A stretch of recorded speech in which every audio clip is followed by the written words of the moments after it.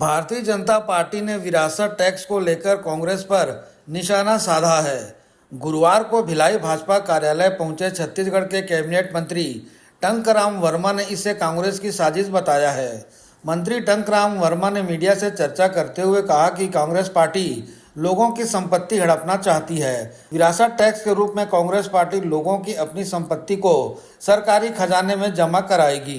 Media से चर्चा करते हुए भाजपा के प्रदेश प्रवक्ता केदार गुप्ता ने रायपुर में कांग्रेस की राष्ट्रीय प्रवक्ता राधिका खेड़ा से हुए दुर्व्यवहार का मुद्दा भी उठाया। उन्होंने कहा कि कांग्रेस पार्टी अपनी ही राष्ट्रीय प्रवक्ता से बदसलूकी करती है।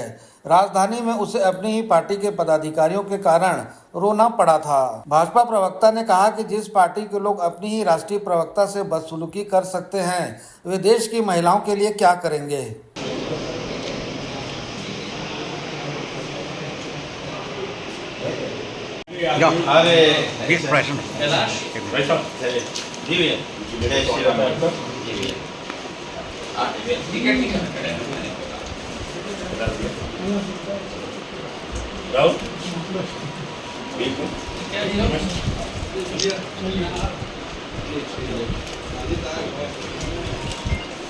सादर आमंत्रित करता हूं।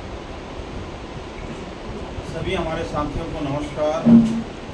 आज विरासत विषय पर चर्चा आप लोगों सबका विकास के लिए इनको एक तरह से जोड़ा गया था और आज भारत की परिस्थितियां बदल गई। खास तौर से ये कहें कि पिछले 10 साल में भारत की आर्थिक और अर्थव्यवस्था काफ़ी बदल गई है। और विरासत टैक्स के बारे में आप लोगों को मालूम होगा कि जो अपनी पूर्वज की संपत्ति या पिता की संपत्ति जब बेटे को मिलती है तो उस बेटे को जब मिलती है तो उसके आधे हिस्से में सरकार के अधिकार होता है, सरकार को देना पड़ता है। और अगर ऐसी परिस्थितियां पैदा होगी तो इसमें मेरे ख्याल से कि जो मध्यम वर्ग है वो सबसे ज़्यादा प्रभावित होगा। मध्यम वर्ग मेहनतकश इंसान है, मेहनत तो सभी करते हैं, पर ये नीचे स्तर से उठ कर के ऊपर आते हैं और बहुत मुश्किल से। आप सभी मित्रों को नमस्कार, जय जोहार। अभी कुछ दिन से विरासत पे चर्चा हो रही है और ये विरासत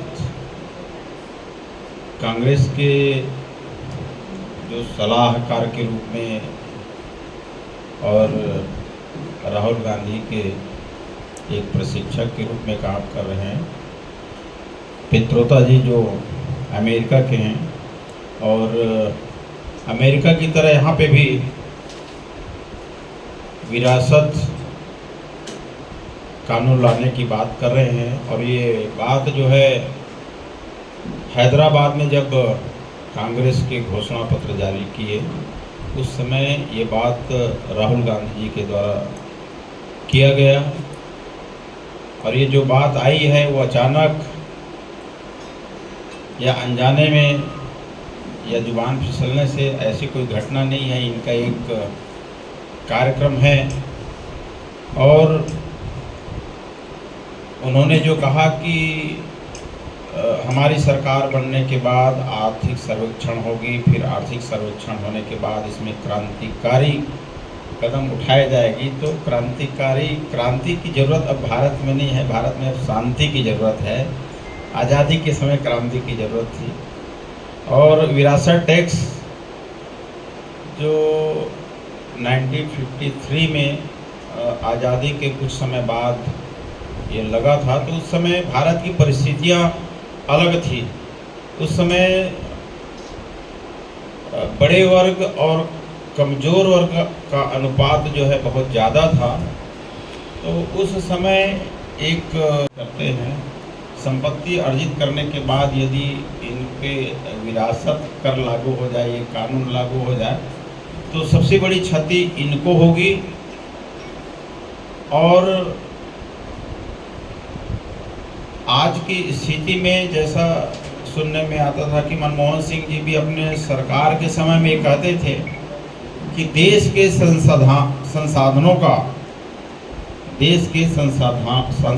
का पहला अधिकार उनमें अल्पसंख्यक लोगों का होगा, ये उनका स्पष्ट कहना था। तो मैं ये कहना चाहूँगा कि देश के संसाधनों में पहला अधिकार यदि अल्पसंख्यकों का होगा तो बहुसंख्यक कहाँ जाएंगे, ये बड़ा प्रश्न है। और आज बहुसंख्यक है करके सरकार लेकर के किसको बांटेंगे? यदि 5 एकड़ खेत है, 5 एकड़ खेत में 2.5 एकड़ को ले लिए तो 2.5 एकड़ के बाद फिर वो संपत्ति को किसको बांटेंगे? ये जो है देश के लिए घातक होगा, देश के विकास के लिए और आम नागरिकों के लिए भी ये घातक सिद्ध होगा।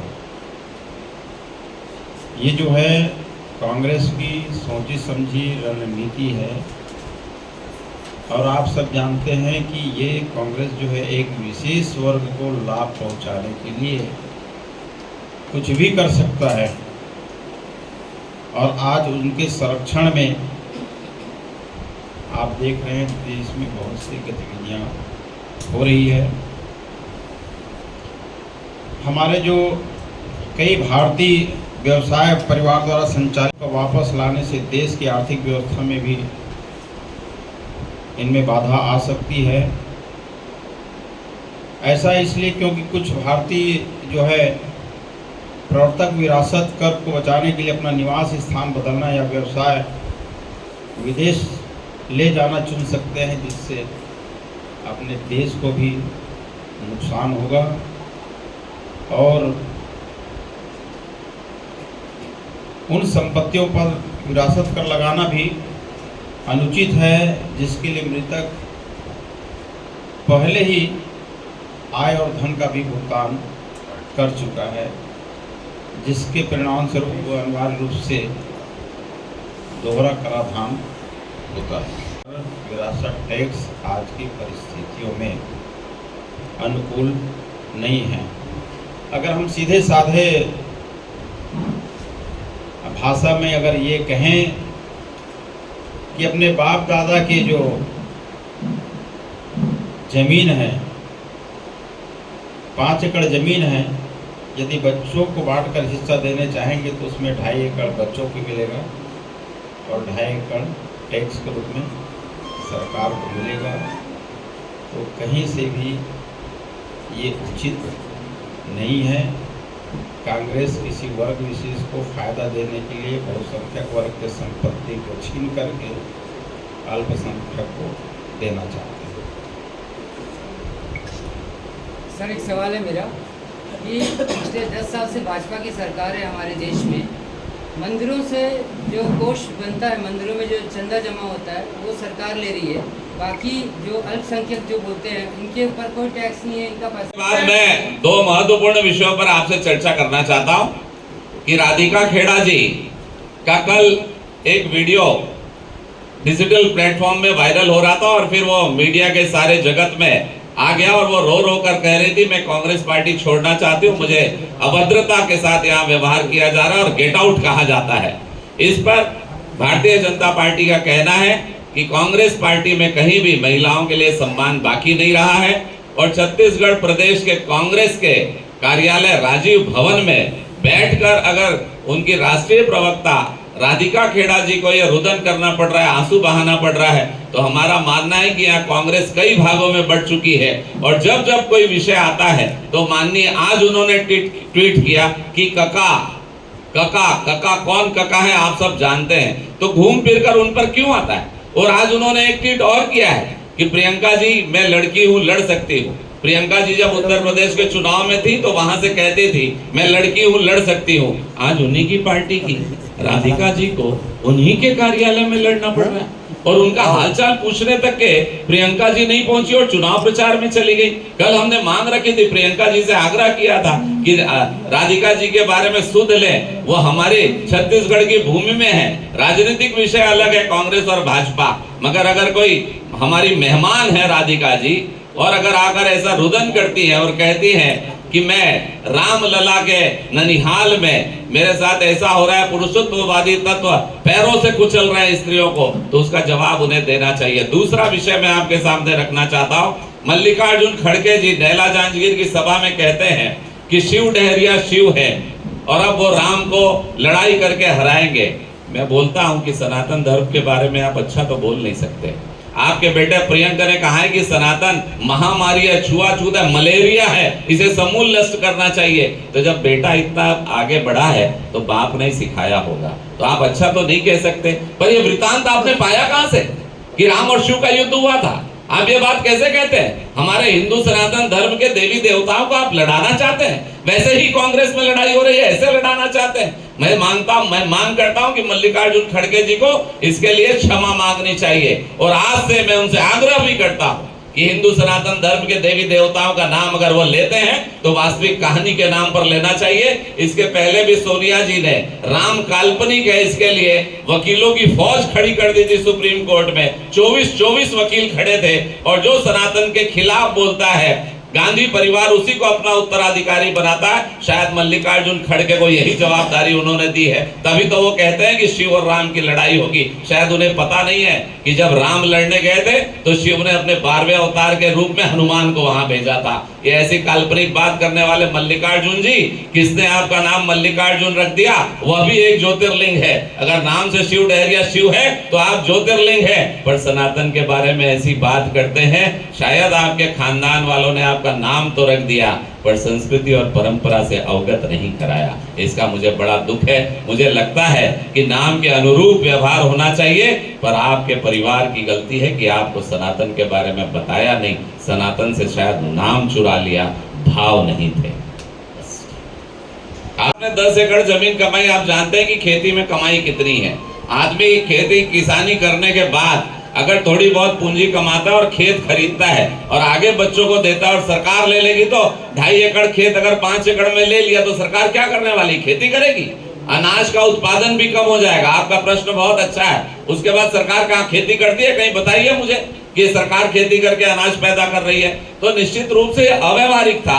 ये 1953 में लागू किया गया था और जनता के विरोध में पूरे देश ने इसका विरोध किया और 1985 में इसे वापस ले लिया गया था। पता नहीं ये कम्युनिस्ट सोच राहुल गांधी जी के दिमाग में कैसे पैदा हो रही है। हाँ, सैम पेत्रोदा की बात कर रहे हैं आप, तो उन्होंने कहा कि उन्होंने $10 करोड़ से ऊपर की संपत्ति पे टैक्स की बात कही है और आप यहाँ बोल रहे हैं 2 एकड़ 5 एकड़, तो ये क्या गुमराह करने वाली बात है? कांग्रेस के घोषणा पत्र में कोई भी अमाउंट क्लियर नहीं है। उन्होंने स्पष्ट कहा है कि आर्थिक सर्वेक्षण किया जाएगा और जिनके पास ज्यादा संपत्ति होगी उसे गरीबों को बांट दिया जाएगा। उसमें कहीं पर भी 800 करोड़ लिखा है कि 10 अरब डॉलर लिखा है, ये कहीं उल्लेख नहीं है। उन्होंने स्पष्ट रूप से 5 एकड़ की बात कर रहे हैं। भाई उसे 5 एकड़ नहीं लिखा है तो 10 करोड़ भी नहीं लिखा है। 5 एकड़ में ले लेगा तो हम बचाने जाएंगे क्या? अगर उनके घोषणा पत्र में आ गया तो ये विरासत टैक्स की आवश्यकता क्यों है? अगर एक बुजुर्ग माँ बाप अपने बच्चों को अपनी संपत्ति बांटना चाहता तो पूरी देना। जब उसने पैसा कमाया, संपत्ति लिया, जब तो टैक्स दिया है ना। हमारा मानना है कि भारतीय संस्कृति और परंपरा में बाप दादा अपनी संपत्ति जो पूरे जीवन भर कमाते हैं अपने बच्चों को देते हैं, नाती पोतों को देते हैं, बेटियों को देते हैं। अगर सरकार आधा छीन लेगी तो फिर उस बांटेगा क्या?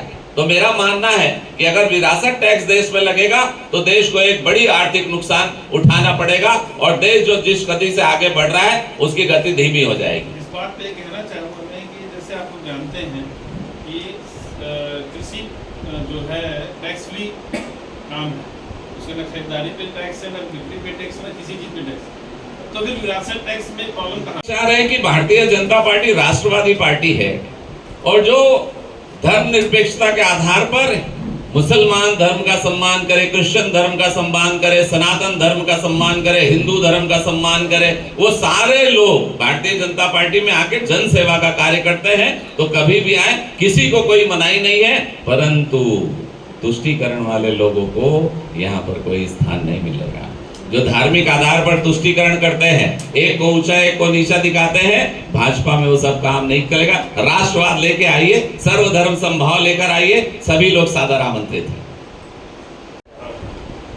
देखिए, इन विषयों पे अभी मंथन हो रहा है, विचार हो रहा है, कुछ अच्छे परिणाम आए।